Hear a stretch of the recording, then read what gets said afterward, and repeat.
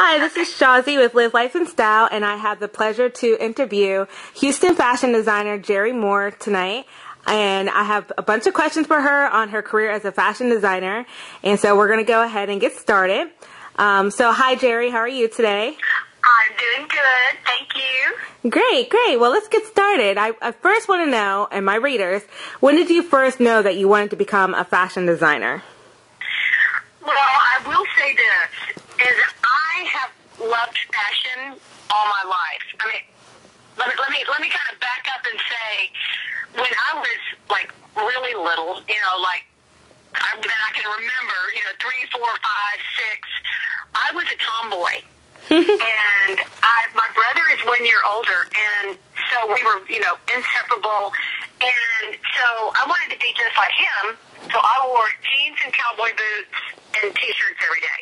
Nice. And it wasn't until the 6th grade that I met my best friend, who I'm still best friends with today, and she was a girly girl.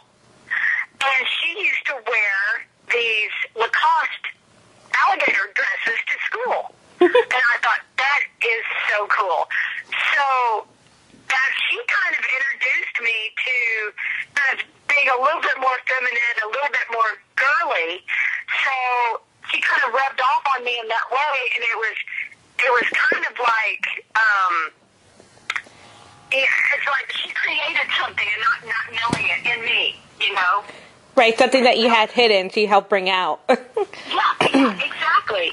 And so, ever since then, so I can probably say ever since about 6th grade, I've just always been a lover of fashion, and I've always kind of had my own style. And I would say I'm a touch of a chameleon in certain ways, because I don't have like one style. I like all kinds of different styles, and I adapt that to fit what I love on me. So, some days I'll do, the busted up jeans and a dressy blouse, which I love, kind of the mixture of that. Right. And then some days I'll go a little bit more preppy. And then some days I'll just, go, totally feminine. So I dress upon my mood, and I like all different kinds of style, but I know what I feel most comfortable in and what works for me. Well, I like that philosophy. I don't think any one person should try to stick to one style. It's always nice to, I think most people have, a base style that they feel comfortable in. But, it's always fun to change it up and think outside the box sometimes and just kind of see where you can go. And, I feel like style is evolving as much as fashion evolves, so you should never limit yourself. Yeah, exactly. Well, that's great. Did you ever consider any other profession outside of fashion designing? I've worked in a lot of different professions. When I was in my late 20s, I was in the real estate business. My family comes from a real estate background, and so it was kind of natural for me to go into that field. And so I did real estate for a while, which then led me to working marketing for title company, and then I kind of took a step back and spent some time raising my 2 boys, and pretty much did all the mom stuff while they were in middle school and then up through high school, and then towards both of their senior years, I decided to tap into some things that kind of sparked my passion, kind of make me tick, and those things are fashion and film. I've always loved acting. I used to do acting when I was younger, so I started taking acting classes at the age of 40, and I got an agent, did a bunch of commercials and some little film things. Then I started producing film, and the whole time, still loving fashion, and I would just kind of draw here and there. But it wasn't until probably almost 2.5 years ago that I really started taking my designing seriously. And in saying that, I started designing as a need for myself. I didn't set out to have a company or think about selling my designs to stores. Right. It started out as a simple concept of a need for myself because I was invited to black tie events and charity events, and as I was out shopping, I couldn't ever really find exactly what I wanted. So I started drawing what I wanted and then having people make that. And as I was out at the certain parties, and people would see what I had on, and they would say, tell me where you got that. Right. And that kept happening over and over, and at times to where I thought, okay, maybe this is something I should be doing. Mm-hmm. And I just kind of took a leap of faith and just put both feet in and just started slowly and started building a brand and learned as I was going along and handpicked people to join me in my efforts and just trying to see maybe where it was going to lead me. I always kept an open mind that maybe it could be something, but I was truthful enough to know that maybe it couldn't. Right. See anything. You know what I mean? I wasn't trying to make something that wasn't. I was just open-minded enough to give it a chance. To take a risk. Well, I think that's very interesting. Absolutely. Yeah. That you went from film to designing. And I always look at the arts as they're all kind of collective to me, whether you're in fashion, whether you're an artist, whether you're in music, whether you're doing artwork or film. I like to think like art to me is art, and I like the way that they're all connected. So do you do anything still with film, or are you 100% into fashion designing now? No, I do. I just produced 2 movies this year, and so if there were any year that would be the most important for me creatively, it's this year, because I'm actually, this is the one year that I'm able to meld the fashion and the film together. I don't know if it'll ever happen again, but I have 2 movies that are slated to premiere at Sundance in January. Keep your fingers crossed. Congratulations. Yeah, so anyway, I do still do film. I don't do a lot of it. I do enough to keep my foot in the door. And I have one producer in LA that I pretty much exclusively work with. And so I've teamed up with her, and she's amazing. She's had 5 films at Sundance. Oh, great. In the past couple of years, so. Oh, that's exciting. You must be excited about that. Yeah, I am. I'm very excited about it. It's, like I said, I don't know if I would ever have another year that I'm having this year. Right. Creatively. So, it's amazing. It really is. Well, congratulations on this great year that you're having, and that kind of rolls me into my next question is, it seems like you've gotten into design fairly recently, and it sounds like you started off just kind of a need for yourself. So I was going to ask if you had attended a design school, or if not, how did you learn how to design and even design for yourself, and now a whole collection that you have? Well, that's a good question. I did not attend a design school. I just kind of relied on my own instincts and relied on my creative abilities. And what I did is I would be able to sketch and good enough to where I could take it to a fashion illustrator to where he could do a better sketch of mine are okay, but I wanted a better sketch. So I sought out a great fashion illustrator who is from the Art Institute, a student at the Art Institute, who has a ton of talent. And so teaming up with him, and then I brought another person on who was also an Art Institute student, who I had known, who I met at a fashion show. She was helping produce a bridal show that I was modeling in a couple of years ago. And she has wonderful style. She has a great creative instinct. And our styles so we have the same taste. Right. And so I knew creatively that we were going to work well together. And so with the fashion illustrator, with the other creative mind, the three of us kind of worked together, and I brought the inspiration, and I would provide the sketches, and they would just kind of, the fashion illustrator would fine-tune the sketch, and the other creative mind would kind of hold my hand. Right. and tell me that it was going to be okay. Because, I felt like I kind of needed that comfort, and I needed someone to tell me that it was going to be okay, that this is valid, Right.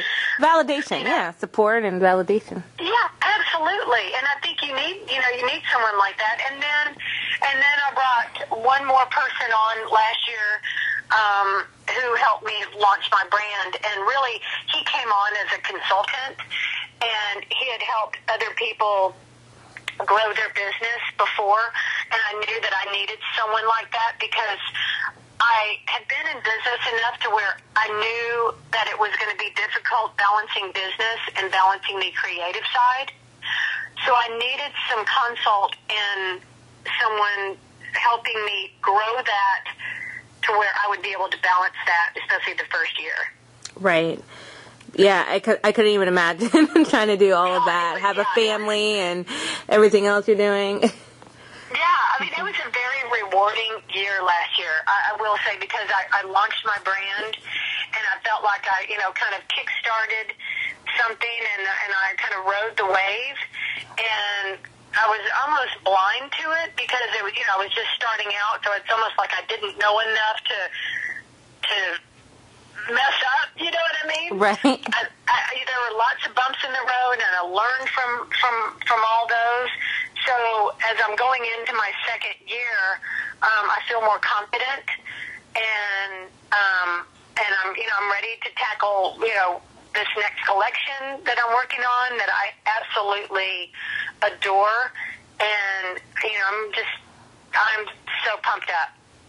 Well, great. It's good to be enthusiastic and, to take the risk, because you never know what could happen. And I think that's all, any business, whether it's in fashion or any startup of your own, you assume that risk, but it's good not to give up and, and to keep moving with that. Yeah, and this is a tough business.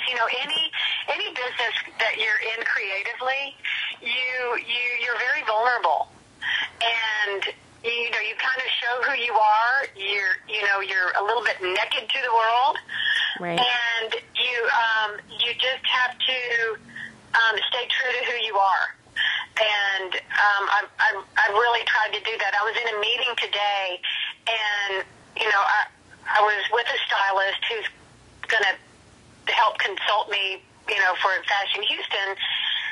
And I was talking to her, and she looked at my sketches of my new collection for the first time, and she closed the book and she said, "This is, like a better version of who you are.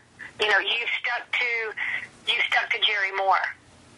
And she said, if I looked at this collection out of, a bunch of other collections, I would know this is Jerri Moore."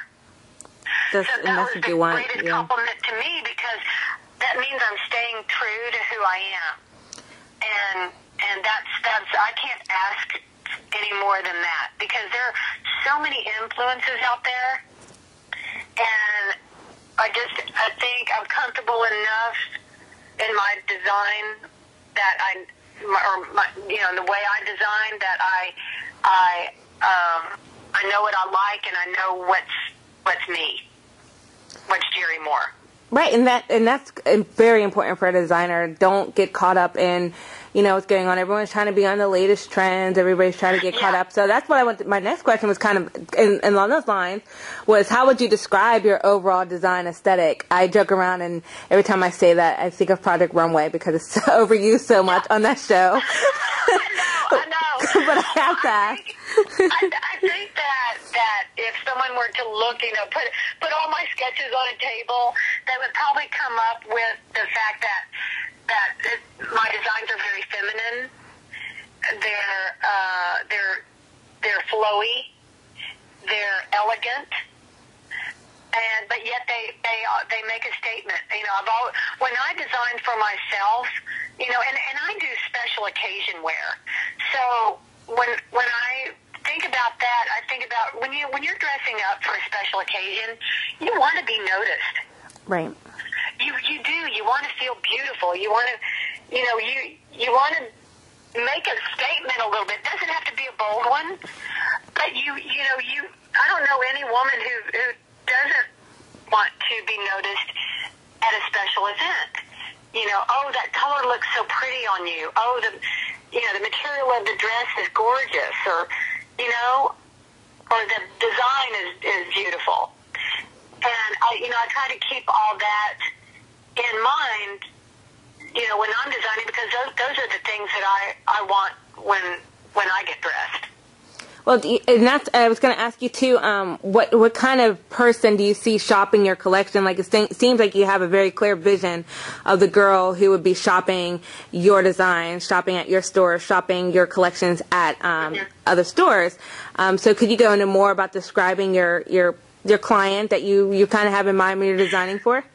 Yeah, it's so funny because when I first started off, I thought, my demographic is, 25 to 65, and no, it's really not.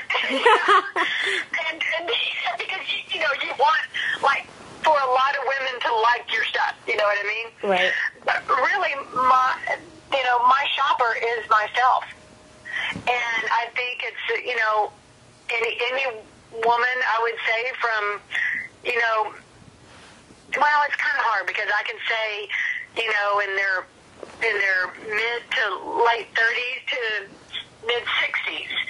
But, if I was probably going to zero in on that, I would probably say, women in their 40s and 50s are probably my best buyers. Okay. And then, like it does. I think when people ask designers that too, it's obviously like to take into consideration what the individual shopper likes themselves. So, designers may have a one target audience in mind, but somebody else from a different type of audience could be like, oh, okay, well that works for me too. So right, and it's so funny because I do have a couple of items that are for 25-year-olds. I have little short sequin shorts. Cute. I know a woman in their 40s, they're not going to wear that. So I do have some staple pieces that I always kind of kick off for the younger group. And I've got some in this new collection, Spring 2013. I've got some little one-piece romper, like I have a one-piece romper that's silk and chiffon. That's really cute. And then I have a little short, flirty, like a mini dress that's got long sleeves, but it's really short and flirty. So, those are my little, my younger gals. But across the board, I would say, women in their 40s and 50s. If I was going to be totally honest. Right. Well, let's talk about your spring-summer 2013 collection. From what I read, I heard it's about maybe Gatsby inspired, and I'm love yes. It's so funny because when I heard that they were going to remake the movie, I was like, oh my gosh, that's one of my all-time favorite. I love that style. And when I first, so that was my inspiration. As I moved along, it was very interesting how it changed a little bit. My oldest son got engaged this year. And so I started looking at lots of wedding stuff. And so Great Gatsby then transitioned into kind of feminine and elegant, but still had a little bit of the Gatsby influence. Right. So it's kind of Gatsby slash elegant, elegant romantic. Right. So it was interesting to me how it kind of transitioned. And I mean, I guess if I had to pick one word for the collection, it would be it's elegant. Great. Well, it's nice that you have your own spin on that, and congratulations to you with your son getting engaged. That's also exciting. You have had a busy year then. Lots of great things. It has been a great year. It really has. Yeah. Okay. All right. So who are your favorite designers right now, Jerri? I love Jason Wu and Prabal Gurung and Monique Lillier and Jenny Packham. Those are, I would say, my 4 all-time favorites. But, you know, I love Carolina Herrera. I mean, Right. She has a classic feminine style. Yeah. What's the reason behind your choices? You know, I think that if I were not a designer myself, I would be drawn to their designs. So, you know, I love their style. I love what they do. I love the materials they use, the fabrics. You know, again, they're feminine. One thing I love about Prabal Gurung is he's different. You know, he's very different. Yeah. Yeah, he's just, to me, he's just an amazing. He has an amazing mind, and he's fresh. He's very fresh to me. He is. I fell in love with the dress that he did for, I believe, was it one of the Sex and the City movies? Or maybe Yes. Yeah, so he does really great work. So I guess you're pretty excited then about Monique Lillier coming to show at Fashion Houston. I'm so excited. Somebody was asking me about that the other day, and they said, how does that make you feel? And the only way that I could even halfway sum it up was that I feel like this is an example. Like if I were a high school basketball player, and then somebody asked me to play in the NBA. Wow. That day. That's how I feel. It's like, okay, I was playing in high school and now I'm in the NBA. Right. I mean, it's a very, I've been to Fashion Houston the last 3 years that they've done it. Well, I believe this will be the 3rd year this year. I was there last year and the year beforehand, and every year it just keeps getting better and better. So I know. They've done a great job. It's just amazing. I love it, and they just keep bringing in bigger and bigger names. And not that I love celebrating local designers too, but it's just awesome to have Max Arzria coming, Monique Lillier, Zach Posen. Like it's just a lot of big names coming. It's pretty exciting. I know.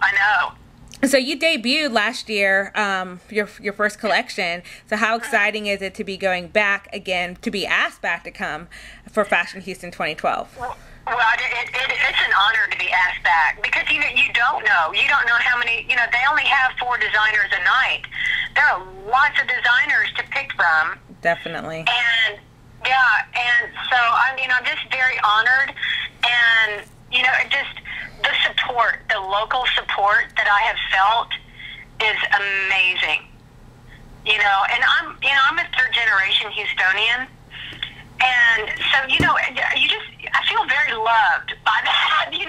Right. I do. I really do. It makes me feel. I'm just very honored. Oh, well, that's great. I'm glad that the Houstonians are treating you well. I'm not from here originally. I'm actually been here 3 years, but there's definitely a lot of going on here in the fashion industry. It's like growing exponentially, and there are tons of designers. So it's definitely an amazing thing to be asked to come back twice when I'm sure everybody's looking for that coveted spot to be in Fashion Houston. Mm-hmm. Yeah. So I read that you are recently been made a board member. What is it? The Greater Houston fashion task force? The task force, yes. Well, it's just a group that the Greater Houston Partnership is kind of spearheading, and they've asked a lot of designers and a lot of people in the fashion industry in Houston, some jewelry designers, some store buyers, some people that are in video production that do a lot of fashion things, and they just gotten a group of us together to kind of head huddle on how to make this industry grow in Houston as far as manufacturing and as far as being able to provide the materials necessary for us to keep the industry here. Right. And that's pretty cool because there are a lot of budding fashion designers here. There are a bunch. The Art Institute and HCC has wonderful, wonderful programs for young designers.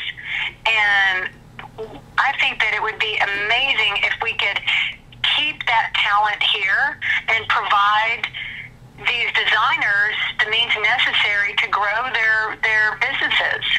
Right. I agree. And I think I actually read somewhere else, maybe it was last year, that designers were looking to move, more designers looking to move out of the New York area to cities like Houston to do their lines. And that was interesting. I know. And speaking of that, my manufacturer is here. So that, you can't get better than that because I'm very hands-on, and so, and I have a little space at the factory that I keep all my samples, and I'm there all the time. And so, I'm able to see my garments being made daily. And, a lot of people don't have that luxury.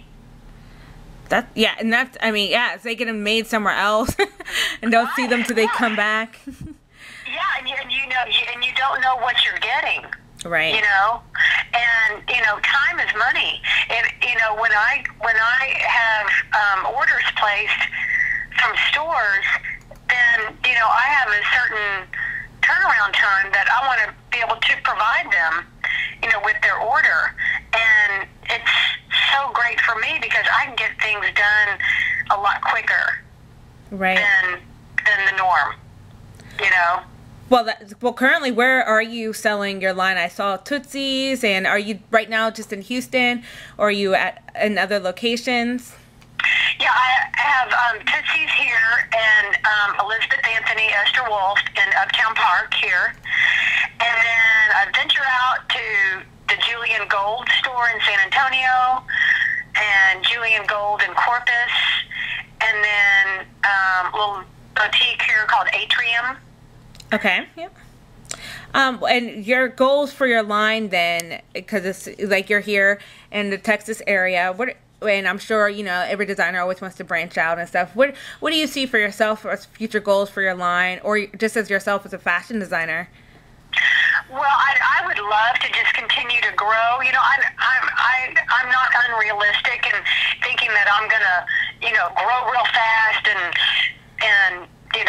get into Neiman's and Saks, and although that would be a wonderful goal, and I do have that as my goal, but I'm realistic enough to know that I need to grow slowly and I need to grow in the right way. Right. And I'm willing to do that. I'm branching out a little bit more in other parts of Texas and Louisiana and Atlanta, Georgia, and I have a PR rep in LA, so I have lots of things that are getting on the red carpet and Oscar parties and charity events. So that's another goal of mine, is to have a gown at the Oscars or any of the big, that would be amazing. The big award. Yeah. So, and this past year I had some gowns at some pre-Oscar parties, so I felt like I was inching up. Right. Oh, that's amazing. Yeah. So those are some goals of mine that I want to continue to grow. But I would say I want to grow slowly. I want to grow in the right way, and I think the rest will follow.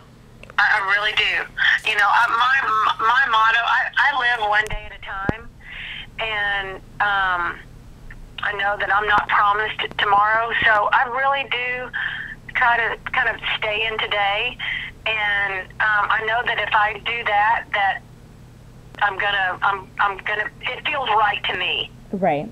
You don't want to rush into anything, and definitely doing things the right way is the best way to do that. And I'm very, very happy for you, very excited. I love fashion. I love featuring local designers here on my blog. I just want to say thank you for your time, for letting me interview you, even with the technical difficulties. Okay. But I really appreciate having this opportunity to interview you, and I look forward to seeing your collection during Fashion Houston. Well, thank you so much, and I sure appreciate you reaching out to me. But you have to make me one promise. I want to meet you at Fashion Houston. Definitely. We'll definitely do. Okay? All right. Thanks, Jerri. Okay, you take care. You too. Bye. Okay, bye-bye.